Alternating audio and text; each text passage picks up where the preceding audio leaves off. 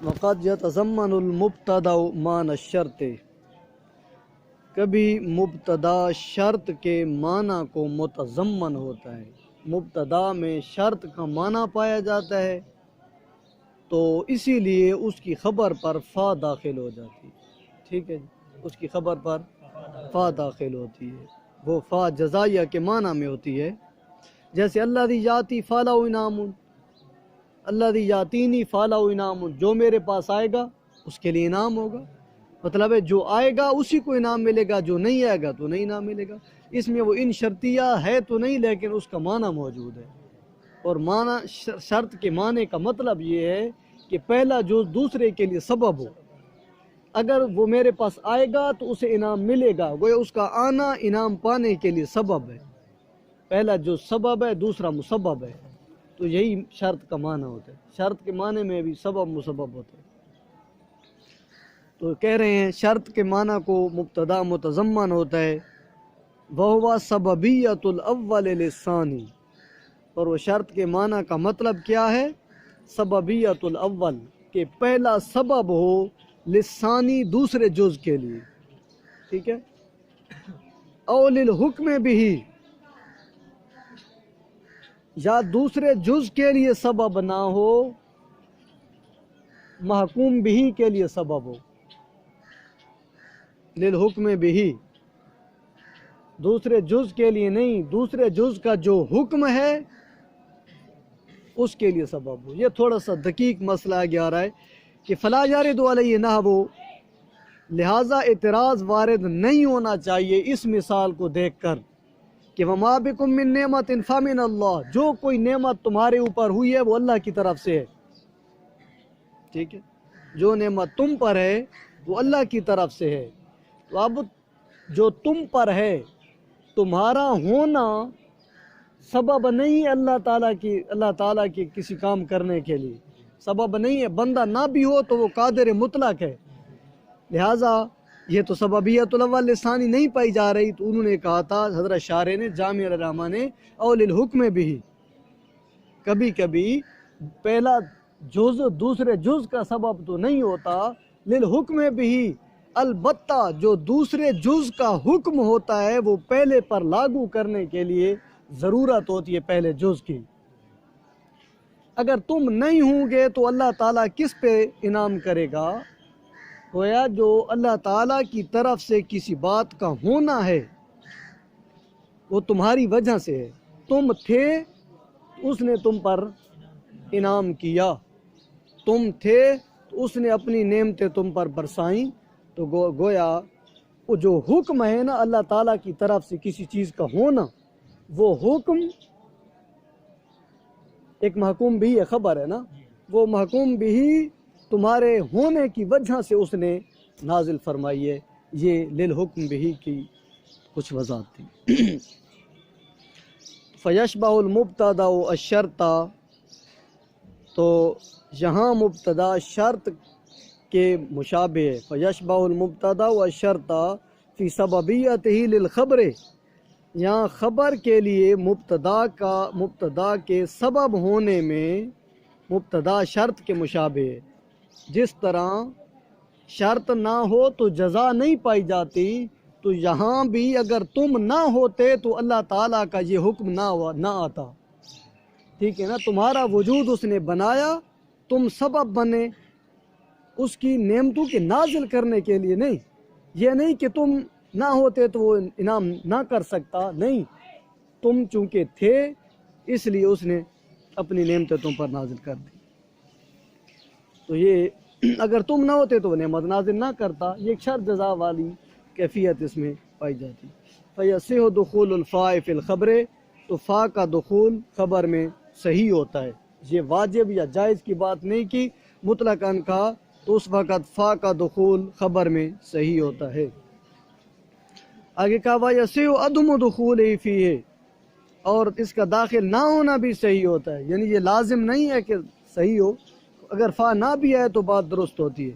نظراً الی مجرد تضمن المبتدا معنی الشرط، جب نظر کی جائے دیکھا جائے مبتدا کے شرط کے معنی پر متضمن ہونے کی طرف، جب محض یہی دیکھا جائے کہ مبتدا شرط کے معنی کو شامل ہے، جزا اور خبر جزا کے معنی کو شامل ہے، بس اسی بات کو دیکھا جائے تو اب اگر فا داخل کریں تو بھی صحیح ہے، داخل نہ بھی کریں تو صحیح ہے، لیکن اگر آپ اس شرط کے معنی کا قصد کریں اور خبر میں جزا کے معنی کا قصد کریں تو پھر واجب ہو جاتی ہے فا کا دخول۔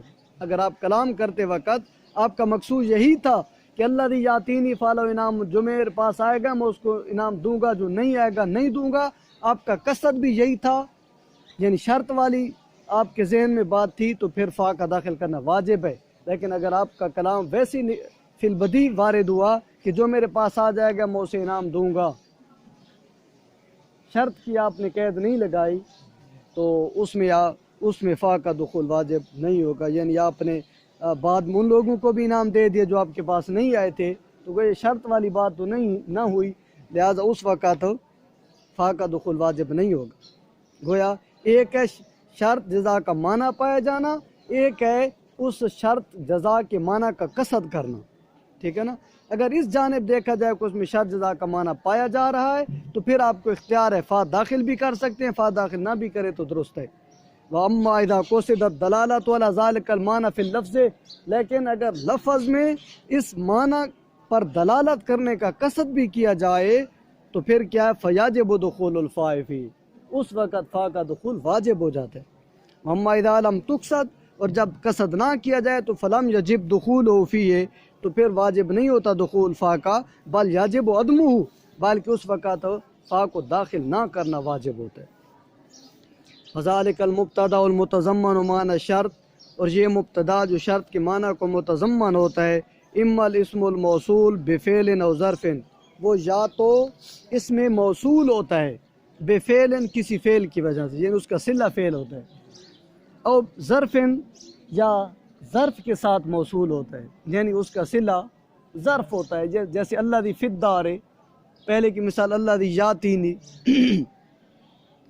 اے اللہ دی جوئلہ صلتہ جملتاً فعلیتاً او ظرفیتاً مؤولتاً بجملت فعلیت ہا ہنا بالاتفاق، ٹھیک ہے۔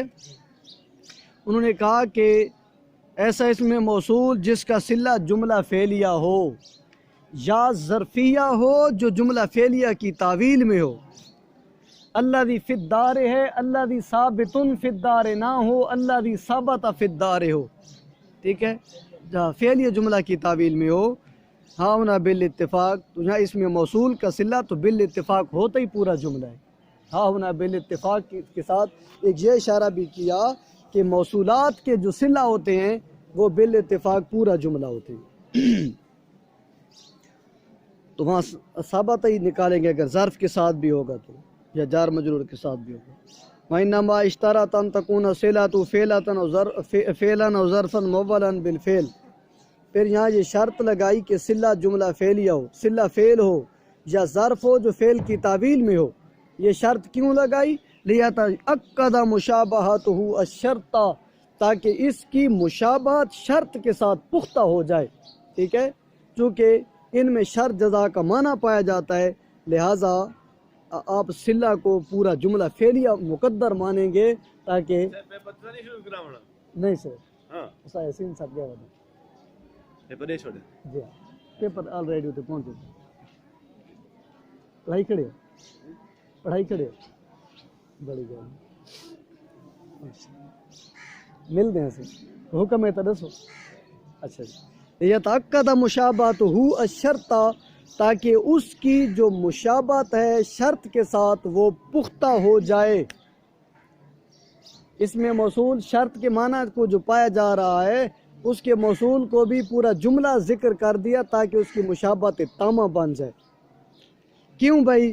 کہتے ہیں لأن الشرط لا يكون الا فعلا، کیونکہ جو شرط ہوتی ہے نا وہ شرط فعل ہی ہوتی ہے، یعنی جملہ فعلیہ ہی ہوتا ہے۔ وفی حکم الاسم الموصول المذکور الاسم الموصوف بہ، یا پھر وہ جملہ اسم موصول کے حکم میں ہو، اس میں موصول نہیں ہوتا، کبھی کبھی اس میں موصول کا معنی پایا جا رہا ہوتا ہے، اللہ دی یاتینی نہیں ہے، اس نے کہا کل راجل جاتینی فالو انعام، ہر آدمی جو میرے پاس آئے گا اسے انعام دوں گا. تو کل راجل کو موصول تو نہیں ہے، یہ موصول کے حکم میں آ رہا ہے. ٹھیک ہے جی. کیا ہے؟ وفی حکم الاسم الموصول، اسم موصول کے حکم میں ہو. کون سا اسم موصول؟ المذکور الاسم الموصوف بہ، یعنی الاسم الموصوف بالمذکور، اس مذکور اسم موصول کے ساتھ ایک اسم متصف کیا جائے. کیا کہا؟ کہ اسی اسم موصول کے ساتھ ایک اسم کو متصف کیا جائے، موصوف کیا جائے.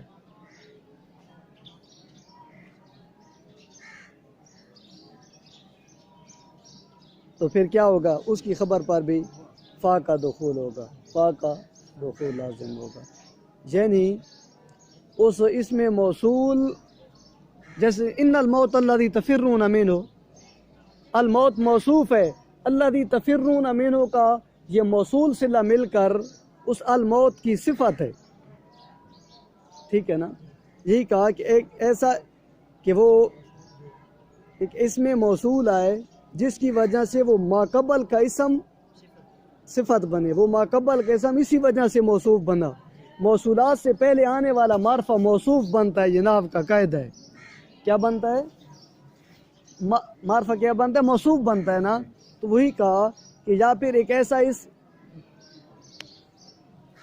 یا پھر وہ اسم موصول کے حکم میں آ جائے، یعنی اس اسم موصول کی وجہ سے اس کی وہ موصوف صفت بن گئے.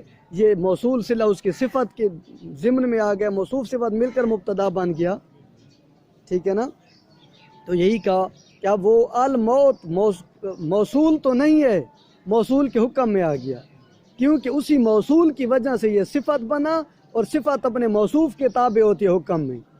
ٹھیک ہے. تو یہ موصوف صفت مل کے مبتدا بنا، تو یہ بھی اسی فا کے دخول کے بارے میں اسی حکم کو شامل ہوگا. بات کی سمجھ آ رہی ہے نا. اور وفی حکم الاسم الموصول، یا پھر ایک اسم موصول کے حکم میں آ جائے، یا پھر ایک اسم موصول کے حکم میں آ جائے. المذکور الاسم الموصوف بہ، کہ وہ اسم اسی مذکور کی وجہ سے صفت بن رہا ہو، یہ موصوف بن رہا ہو. اب النکرۃ الموصوفۃ بہما، یا پھر ان دونوں کے ساتھ ایک نکرہ متصف ہو جائے، ایک نکرہ اسم متصف ہو جائے. وہ نکرہ اسم یا تو اسم موصول کی وجہ سے موصوف بن رہا ہو، یا پھر ایک موصوف صفت کی طرح وہ بھی موصوف صفت کی کیٹیگری میں آ رہا ہو. ان کی امثلہ بعد میں آ رہی ہیں، کچھ سبق آج مشکل ہے. ہاں. او بأحدہما، کہا بہما کی صفت وضاحت کی، او بأحدہما یعنی ان دو میں سے کسی ایک کے ساتھ وہ موصوف بن رہا ہو. وفی حکمہا، یا پھر یہ دو نہ ہوں، ان دونوں کے حکم میں کوئی چیز آ رہی ہو.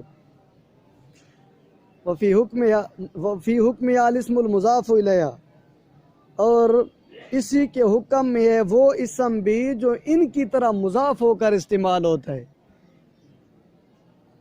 توبہ. اللہم الا ای شیء ھذا، تو وہ نکرہ موصوفہ ہو، ان دو کے ساتھ موصوف بن رہا ہو، یا ان دو میں سے کسی ایک کی وجہ سے وہ نکرہ موصوف بن رہا ہو، اور انہی کے حکم میں ہوگا وہ اسم بھی جو ان کی طرف مضاف ہو کر آئے گا. ان کے امثلہ آگے آ رہے، جیسے الذی یاتینی فلہ انعام فلہ درہم، الذی یاتینی ھذا مثال للاسم الموصول بفعل، یہ مثال ہے اس اسم موصول کی جو فعل کے ساتھ ہے.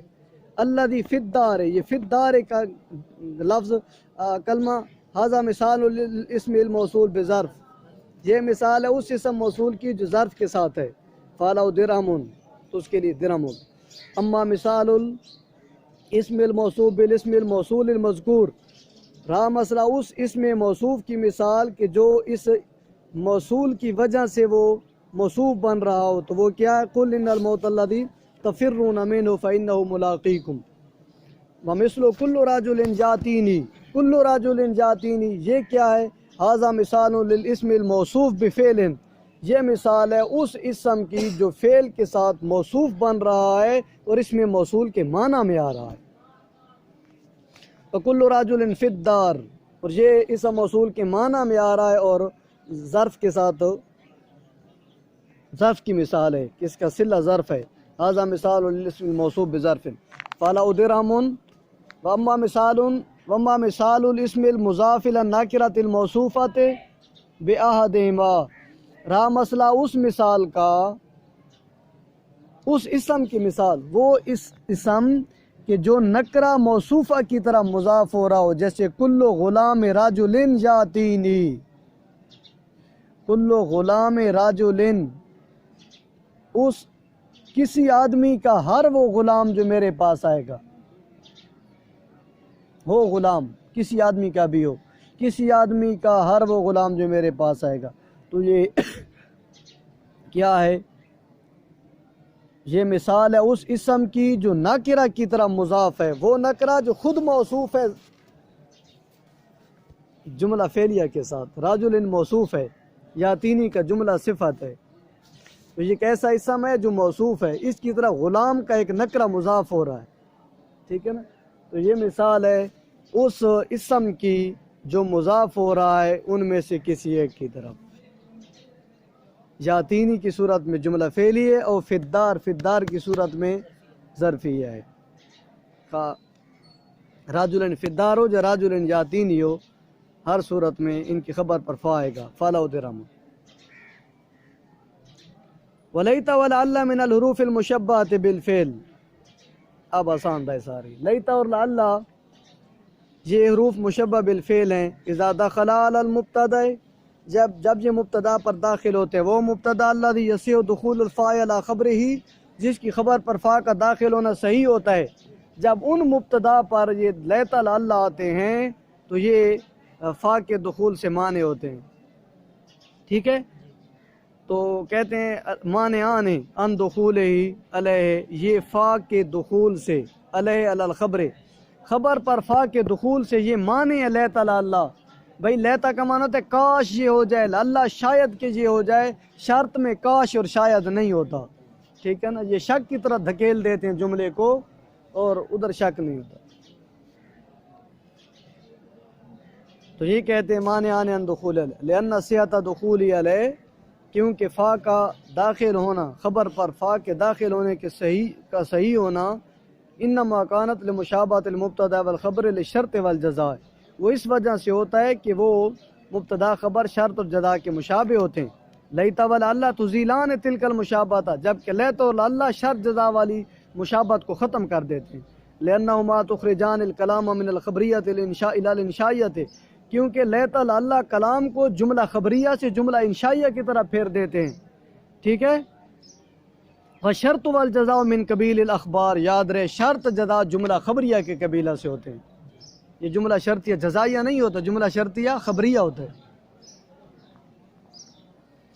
فذلک المنع انما وبالاتفاق، اور یہ لیت لعل کے لیے جو کہا نا کہ یہ فا کے دخول سے مانے ہیں، یہ بالاتفاق بات ہے، یہ جمہور ناویوں کا اتفاق ہے اس پر.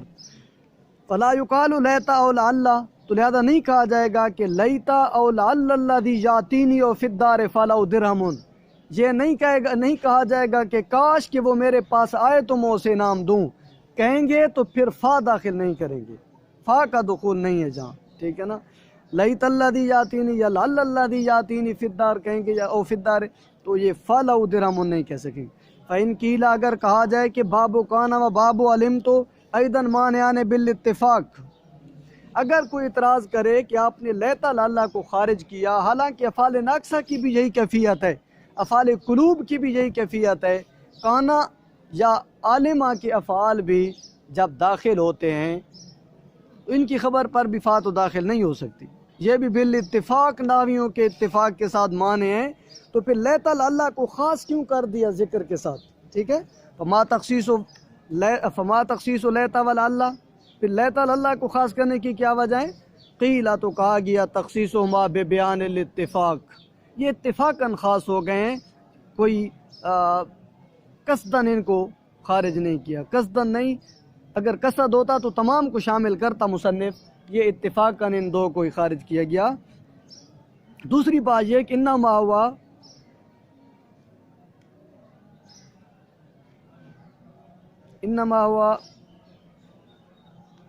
ایک یہ کہ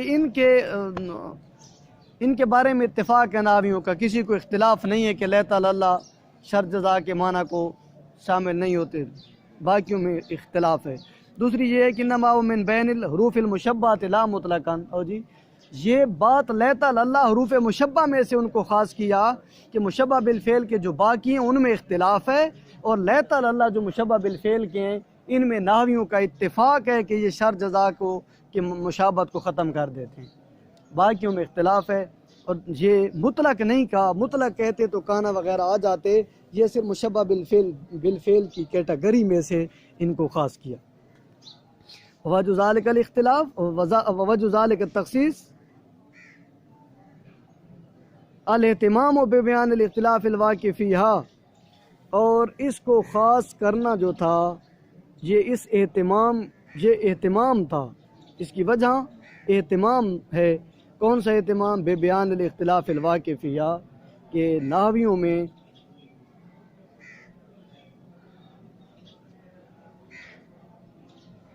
فیہا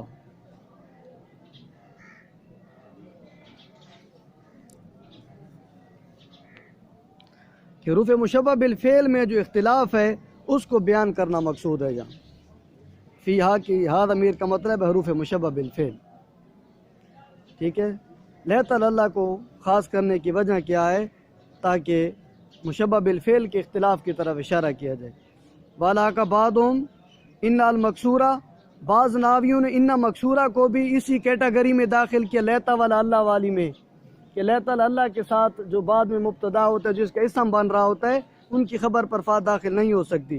تو انا یہ کس نے ملحق کیا؟ کہتے ہوا سیبویہ، قیلہ ہوا سیبویہ، یہ امام سیبویہ ہیں جنہوں نے الحق کا ملحق کیا، بعد ہم سے مراد سیبویہ ہیں۔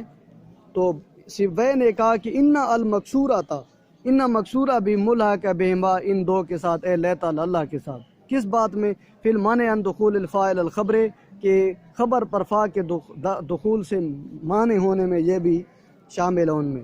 والا سہو، حالانکہ صحیح بات یہ ہے، یہ سیبویہ کے قول کی علامہ جامی تردید کر رہے ہیں، صحیح قول یہ ہے کہ انہا لا تمنع عنہ، اس فا کے دخول سے منع نہیں کیا جاتا، لأنہا لا تخرج الکلام عن الخبریت الی الانشائیت، کیونکہ یہ کلام کو خبریہ سے انشائیہ کی طرف نہیں دھکیلتا، کیونکہ انا اپنے اسم خبر سے مل کے بھی جملہ اسمیہ خبریہ ہوتا ہے۔ اور یجدو قولو تعالی، علامہ جامی نے اپنی تائید کے لیے کلام الہی کو لایا اندر کہ اللہ پاک نے بھی فرمایا ان الذین کفروا وماتوا وهم کفار فلن يقبل من احدهم ملء الارض ذهبا ولو افتدى به، ٹھیک ہے، کہ وہ لوگ جنہوں نے کفر کیا ان کی توبہ نہیں، ان کی طرف سے مال قبول نہیں کیجیے۔ توبہ تو ان کا لفظ نہیں ہے، جہاں کاتب کی غلطی، ان الذین کی یہ ان اپنے اسم موصول صلہ سے یہ اسم بن گیا، ان کی خبر پر فا آ رہا ہے، ٹھیک ہے نا، لہذا یہ سیبویہ کی بات درست نہیں ہے۔ فَإِن قِيلَ، جامی نے خود ایک سوال اٹھایا پھر جواب دیا، اگر کوئی کہے کہ قَدْ أَلْحَقَ بَعْضُهُمْ أَنَّ الْمَفْتُوحَةَ وَلَٰكِنَّ، کہ بعض ناویوں نے تو انا کو بھی، انا نہیں انا کو بھی اور لاکنہ کو بھی ملحق کر دیا بلیت والا لیت اللہ کے ساتھ، تو پھر فما وجہ تخصیص انا المقصورۃ بالالحاق، پھر یہ مصنف نے صرف انا مقصورہ کو کیوں خاص کیا؟ تو قیلہ، اس کا جواب کیا ہے؟ تو کہا گیا ہے کہ بعضہم الذی الحق، کہ بعضہم الذی الحق سے مراد بعضہم الذی الحق ان بہما ہوا سیبویہ، کہ وہ بعض ناوی کہ جنہوں نے انا کو ملا کیا وہ سیبویہ ہے۔ فاتد بقولہ، حضرت مصنف نے، کافی ابن حاجب کے مصنف نے سیبویہ کے قول کو اعتدہ معتبر سمجھا، وذاکرہ، اسے اپنی کافیہ میں ذکر کیا، ولم یعتد بقول من سواہ، ان کے علاوہ دیگر نحویوں کی قولوں کو انہوں نے نہیں لیا، جنہوں نے انا مفتوحہ کو لیا، لاکنہ کو بھی لیا، ان کی باتوں سے انہوں نے تعرض نہیں کیا۔ فلم یذکر ہو، انہیں ذکر نہ کیا، ما ان کلا القولین، حالانکہ یہ دونوں قول لا یساعدہما القرآن و کلام الفصحاء، قرآن کریم بھی ان کی تائید نہیں کرتا اور فصحاء کا کلام بھی ان کی تائید نہیں کرتا، نہ انا کے بارے میں، نہ انا اور لاکنہ کے بارے میں۔ فما يدل على عدم منع ان المقصورات عن دخول الفاء على الخبر، پس وہ چیز جو دلالت کرتی ہے انا مقصورہ کے معنی نہ ہونے پر، وہ دلیل گزر چکی ہے، ان الذین کفروا ما موصول ہے، وہ چیز، وہ دلیل جو دلالت کرتی ہے اس بات پر کہ عدم منع ان المقصورہ، انا مقصورہ کا معنی، انا مقصورہ معنی نہیں ہے ان دخول الفاء علی الخبر، خبر پر فا کے داخل ہونے سے، ٹھیک ہے، اس پر جو دلیل دلالت کرتی ہے چیز ما وہی ہے جو صوبے کا گزر گئی ہے۔ وما يدل على عدم منع ان المفتوحۃ ولکنہ، اور جو چیز دلالت کرتی ہے انا مفتوح اور لاکنہ کے معنی نہ ہونے پر، تو وہ کیا ہے؟ قولہ تعالیٰ، اللہ تعالیٰ کا یہ فرمان ہے وَاعْلَمُوا أَنَّمَا غَنِمْتُم مِّن شَيْءٍ فَأَنَّ لِلَّهِ خُمُسَهُ، تو یہ انما غنمتم کی خبر پر فا آ رہا ہے، فَأَنَّ۔ اور اسی طرح شاعر کا قول فَوَاللَّهِ مَا فَارَقْتُكُمْ قَالِيًا لَكُمْ، قسم بخدا میں تم سے جدا نہیں ہوا، قَالِيًا لَكُمْ، تم سے ناراض ہوتے ہوئے، قلا یقلی یا قال یقلا، ناراض ہو کر تم سے میں بچھڑا نہیں ہوں، وَلَكِنَّمَا يُقْضَى فَسَوْفَ يَكُونُ، لیکن جو کچھ فیصلے ہو چکے تھے اس فیصلے نے ہو کر ہی رہنا تھا۔ تو یہ لاکنہ کی خبر پر بھی فا، فسوفہ کے اوپر فا آ رہا ہے، لہذا عرب کے اشعار میں اس طرح ہو رہا ہے، لہذا انا معنی نہیں، انا بھی معنی نہیں، لاکنہ بھی معنی نہیں، لیتا اور لعلہ صرف معنی ہیں فا کے دخول سے۔